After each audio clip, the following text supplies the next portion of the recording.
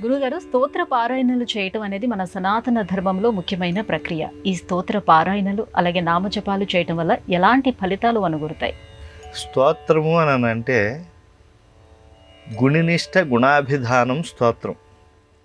అంటే ఏకోదేవ సర్వభూతేషు గూఢ సర్వవ్యాపి సర్వభూతాంతరాత్మ. అంటే ఒకే పరమాత్మ అన్ని చోట్ల ఉన్నాడు. అంటే ఇప్పుడు మనం 33 కోట్ల దేవతలు అంటున్నాం. ఈ 33 కోట్ల దేవతల్లో ఎవడు ఎక్కువవాడు ఎవడు తక్కువవాడు కూడా సందేహం వస్తుంది మనకి అప్పుడప్పుడు. మనిషి అనేటువంటి వాడికి దిక్కుమాలిన సందేహాలు దేహం ఉన్నంతకాలం ఉంటాయి కదా, కాబట్టి అనుమానాలు వస్తూ ఉంటాయండి.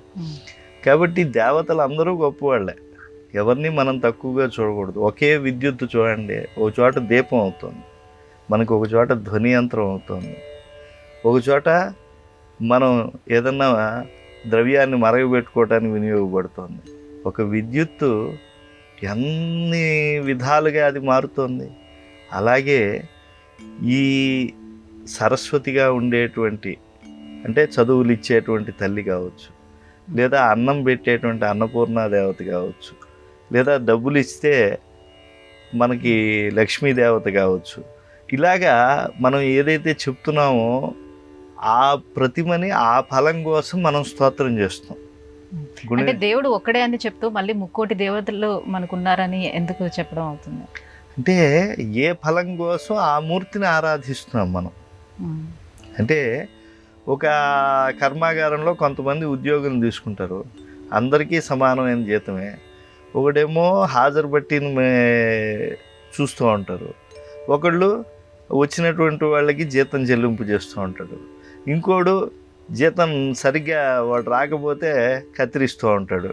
కాబట్టి వీళ్ళలో ఎవరు గొప్ప అంటే అందరూ గొప్పే. ఇంతమంది ఉండటం వల్ల కర్మాగారం నడుస్తూ ఉంటుంది.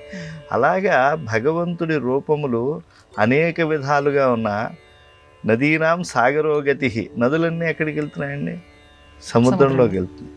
అలాగా మన యొక్క ఉపాసనల వల్ల, పూజల వల్ల, యజ్ఞాల వల్ల, దానాల వల్ల, తపస్సుల వల్ల, హోమాల వల్ల ఆరాధింపబడేటువంటి దేవతలు ఎవరైతే ఉన్నారో వాళ్ళందరూ కూడా సమాన ప్రభావం కలిగిన వాళ్ళు.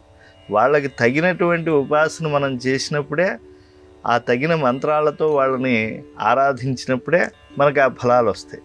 ఇప్పుడు అగ్నికే అన్నీ సమర్పిస్తూ ఉంటాం. ఇంద్రాయ నమః, ఇంద్ర ఇదం నమమ అని చెప్పి మంత్రం చెప్పి ఇస్తాం. ఇది ఇంద్రుడికి నమమ, నాకు కాదు. అలాగే వరుణాయ నమః, ఇదం నమమ, ఇది వరుణుడికి వెళ్ళుగాక అని చెప్పినప్పుడు ఈ అగ్ని అనేటువంటి వాడు వాళ్ళకి బట్టవాడే చేసి వస్తాడు. కాబట్టి ఆయా శక్తులు కలిగిన ఆయా దేవతలకి ఒకే అగ్ని తీసుకెళ్ళి వాళ్ళకి ఇస్తున్నాడు. వాళ్ళందరూ కూడా ఏకత్వం కలిగినటువంటి దివు, అంటే తేజస్సు కలిగినటువంటి వాళ్ళు దేవతలు. కనుక ఆ దేవతామూర్తుల యొక్క లోపల ఉండేటువంటి శక్తిని ఒకటిగా మనం గుర్తించాలి. ఒకే విద్యుత్ ఇన్ని విధాలుగా కనిపిస్తున్నదో అలాగే ఒకే దేవతాశక్తి ఇన్ని మూర్తులుగా ఉన్నది. ఆ మూర్తికి అనుగుణమైనటువంటి స్తోత్రం మనం చేయటం వల్ల ఆ మూర్తి ద్వారా మనం ఫలాన్ని పొందుతాం.